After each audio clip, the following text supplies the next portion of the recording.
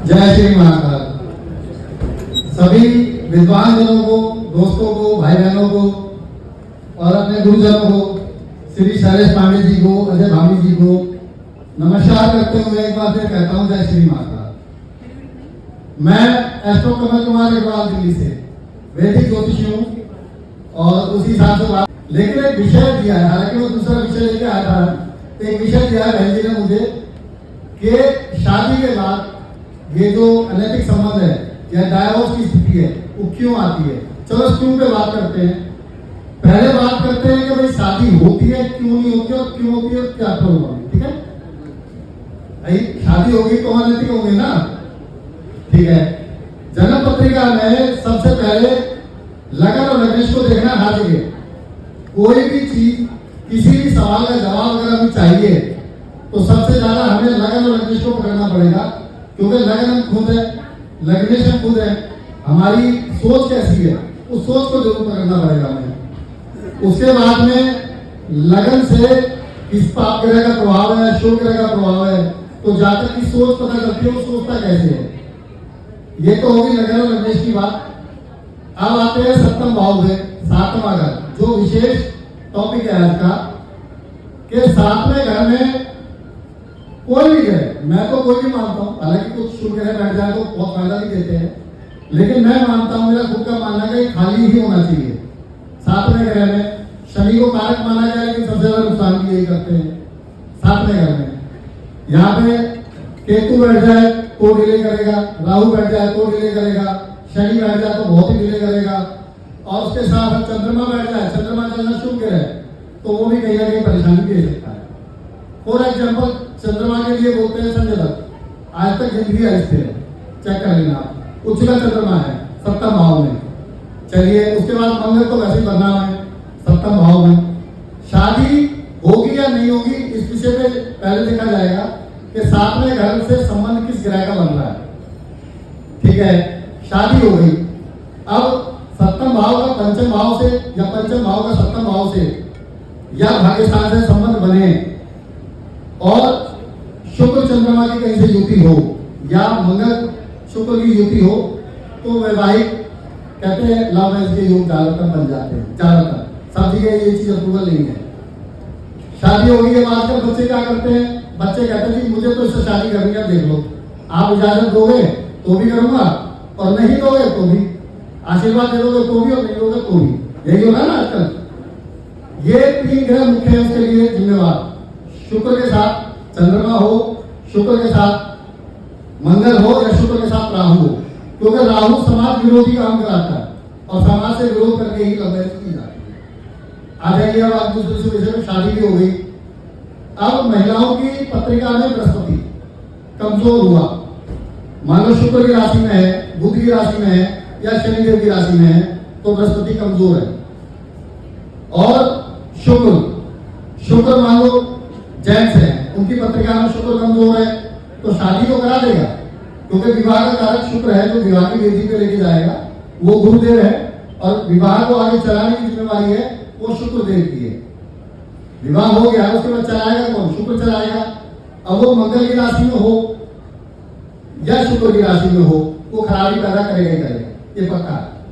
चलिए, उसके बाद हमारा टॉपिक है, मेन टॉपिक है विवाह के बाद अनैतिक संबंध क्यों और कैसे हो जाते हैं, इस विषय में चलते हैं। हमने बहुत सारी जगह देखा कि एक तो सबसे बड़ी समस्या हमारे साथ सभी के साथ है, हमारे साथ भी सभी के साथ है कि सबको ये है कि मुझे कमा के लाना, पैसा कमाना है। पैसा कमाना कोई बुरी बात तो है नहीं, लेकिन उसके लिए माताएं, बहनें, भाई बहन सभी को जाना पड़ता है। जो हमारा कर्म क्षेत्र है वहां पे ज्यादातर ऐसे अनैतिक काम देखे गए हैं, हालांकि स्कूलों में कॉलेजों में भी होते हैं। कारण क्या है, उस कारण को ढूंढते हैं। कारण है सबसे बड़ा, जिसकी भी पत्रिका में शुक्र पर, शुक्र के ऊपर राहु की दृष्टि हो, केतु की दृष्टि हो या मंगल की दृष्टि हो, प्रॉब्लम आएगी, ये पक्का है। तो शादी से पहले भी आ सकती है, शादी के बाद भी आ सकती है। उसके बाद चंद्रमा, क्योंकि मन दिमाग कहेगा कि मुझे क्या करना है, एक अच्छे रास्ते पे जाना है बुरे पे, तो चंद्रमा को देखना बहुत जरूरी है। चंद्रमा ही डिसाइड करेगा कि जातक सन्यासी बन जाएगा या भोगी हो जाएगा। एक बात। उसके बाद कुछ योग होते हैं जन्म पत्रिका में जो वैवाहिक संबंधों को खराब करने के लिए जिम्मेवार होते हैं। सप्तम भाव का मालिक 12वें घर में बैठ जाए या 12वें घर का मालिक सप्तम भाव में बैठ जाए, विवाह के बाद अनैतिक संबंध होंगे, ऐसा मुझे लगता है। शुक्र के ऊपर शनिदेव की दृष्टि कहीं से बढ़ जाए, हालांकि मित्र है आपस में, सबको पता है, लेकिन कोई विश्वास ही नहीं करेगा। आप जितनी मर्जी पत्रिका देख लेना, शनि की दृष्टि शुक्र के ऊपर जितनी पत्रिकाओं में मिलेगी, कहीं ना कहीं परेशानी वैवाहिक जीवन से पहले या बाद में अनैतिक संबंधों के मामले में मिलेगी, चेक कर सकते हैं आप। उसके बाद मंगल अगर शुक्र के साथ बैठे हो तो प्रॉब्लम आएगी, शुक्र के ऊपर मंगल की दृष्टि पड़ी हो तो आएगी।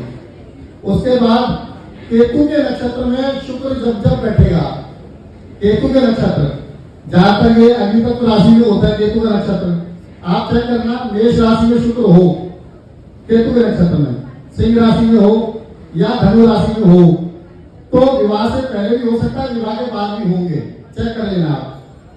अगर शुक्र है जैसे गुरुदेव की दृष्टि पड़ जाए या शुक्र पक्ष के चंद्रमा की दृष्टि पड़ जाए, वो एक अलग बात है, वहां पे दुर्योग तो कम हो जाते हैं, खत्म फिर भी नहीं होते।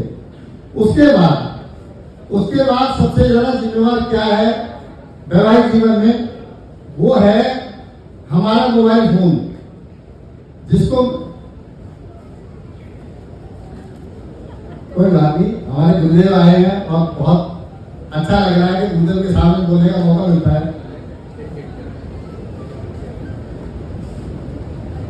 पहले तो गुरुदेव के लिए ताली बजाई जाए। मैं कमल कुमार के बाद उनका स्वागत करता हूं और अब अपने विषय को चालू करते हैं यहाँ से कि सबसे ज्यादा वैवाहिक जीवन में जो मुझे पाया, मैंने देखा है, जो मैंने समझा है, उसमें प्रॉब्लम का कारण है हमारा मोबाइल फोन। सभी यूज करते हैं, हम भी यूज करते हैं, आप भी यूज करते हैं, माताएं बहनें सब करते हैं, लेकिन समय से पहले दिया हुआ मोबाइल फोन बच्चों को, ये सबसे बड़ी समस्या की जड़ बन गया है। अब तो मजबूरी भी है क्योंकि ऑनलाइन क्लास भी इसी से होनी है। और आप एक बात देखिए कि जब से मोबाइल फोन चला है, ये राहु की देन है, मैं इसको राहु मानता हूँ कि राहु जब उच्च राशि में थे तो मोबाइल का निर्माण हुआ, और राहु फिर से जब उच्च राशि में थे, कोरोना काल आया, कोरोना में सबसे ज्यादा इस्तेमाल इसी का हुआ। और जो अनैतिक संबंध है या अनैतिक कार्य हैं, उनमें सबसे ज्यादा काम यही आता है मोबाइल। क्यों? क्योंकि व्हाट्सएप और फोन कॉल जिंदाबाद। तो इसका मैंने सबसे बड़ा कारण पाया है कि मोबाइल फोन दे, लेकिन अपने जो हमारे जातक आते हैं उनसे एक रिक्वेस्ट हमें जरूर करनी चाहिए मेरे हिसाब से कि हमारी माताएं बहनें और बच्चे संस्कार जैसे जब त्याग चल रहा है तो उनको ये जरूर कहें कि भैया मोबाइल फोन चला एक उम्र के बाद देना तो जरूरी है, लेकिन अब 10 साल के या 5 साल के बच्चे को मोबाइल फोन दे देना कहाँ की समझ आ रही, कोई समझदारी नहीं। ये मोबाइल फोन आगे जाके परेशानी का कारण बनता है, ऐसा मुझे लगता है। इसके बाद जैसे मैंने बताया कि सप्तम भाव अगर बिगड़ रहा कहीं से वैवाहिक जीवन के मामले में, तो सप्तम भाव में बैठा हुआ ग्रह संबंध विच्छेद का और विवाह के बाद तलाक तक जाने का कारण बनेगा। जैसे राहु बहुत सारी पत्रियों में देखा है कि हमेशा तलाक नहीं कराता है, लेकिन शनिदेव हो गए या मंगल हो गए, ये विवाह में तकलीफ देते हैं। उसके बाद देखेंगे नौवांश में हमने देखा कि सप्तम भाव हमारे नौवांश में भी कहीं से कमजोर हो गया है, या नौवांश का सप्तम भाव या लगन भाव कमजोर हो गया है, तो भी विवाह के बाद मैरिटल लाइफ में जो प्रॉब्लम्स आ रही हैं वो आएंगी और आती रहेंगी। सबसे पहले हमें ये देखना है कि सप्तम भाव का कारक और नौवांश का लगन और उसका सप्तम भाव, जब हम इनको पकड़ेंगे उसके बाद हम देखेंगे कि नौवांश में भी शुक्र की प्लेसमेंट क्या है।